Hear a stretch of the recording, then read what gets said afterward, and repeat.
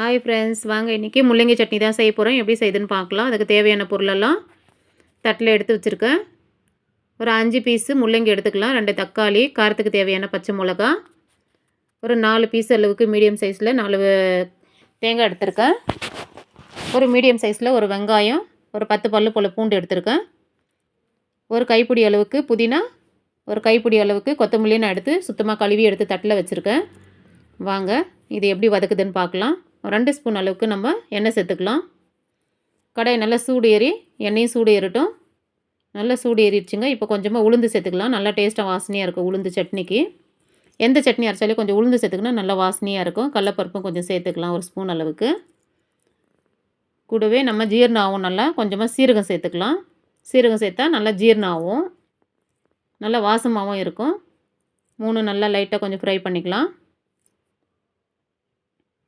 Stove வந்து சிம்லே இருக்கட்டும். Fry ஆகிடுச்சு. லைட்டாக இப்போ பச்சை மிளகா சேர்த்துக்கலாம். காரத்துக்கு எவ்வளோ நீங்கள் பார்த்து சேர்த்துக்கோங்க. நான் வந்து 5 மிளகா சேர்த்துருக்கேன். நீங்கள் எவ்வளோ காரம் சாப்பிட்றீங்களோ அந்த அளவுக்கு சேர்த்துக்கோங்க. 10 பல் பூண்டு உரித்து வச்சுருக்கேன், அதுவும் நம்ம இதில் சேர்த்துக்கலாம். அடுத்து வெங்காயம் வந்து நான் கட் பண்ணி வச்சுருக்கேன், வெங்காயமும் சேர்த்துக்கலாம். இதில் சின்ன வெங்காயம் தான் சேர்த்துக்கோங்க, நல்லா டேஸ்ட்டாக இருக்கும் சின்ன வெங்காயம். சாம்பாருக்கு, சட்னிக்கு எல்லாத்துக்குமே சின்ன வெங்காயம் டேஸ்ட்டாக இருக்கும். நான் வந்து இப்போ சின்ன வெங்காயம் இல்லாதனால பெரிய வெங்காயம் தான் நான் சேர்க்க போகிறேன்.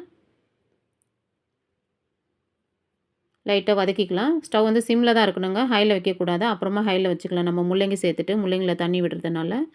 தேங்காய் வந்து நல்லா சின்ன சின்ன பீஸாக கட் பண்ணி வச்சுருக்கேன், அதையும் சேர்த்து நம்ம நல்லா வதக்கிக்கலாம்.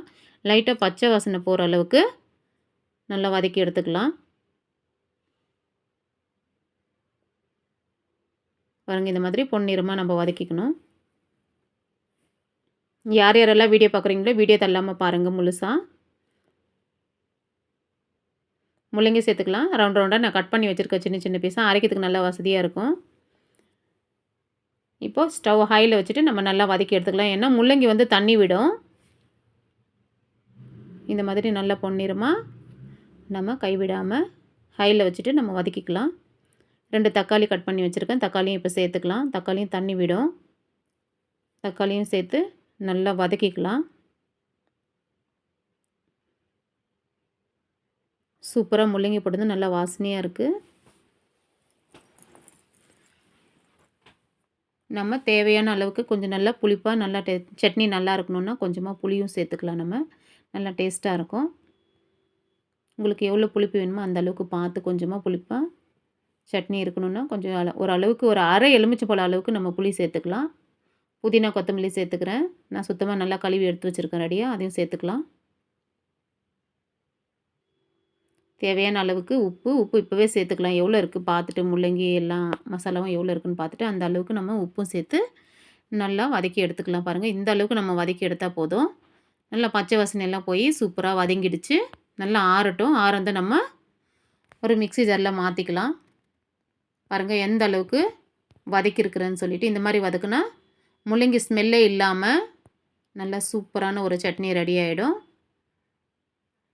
எல்லாமே இப்போ மிக்ஸி ஜாரில் மாற்றிட்டு நல்லா கொஞ்சம் சட்னி எப்படி அரைக்கிறோமோ அந்த அளவுக்கு நைஸாக அரைச்சி எடுத்துக்கலாம்.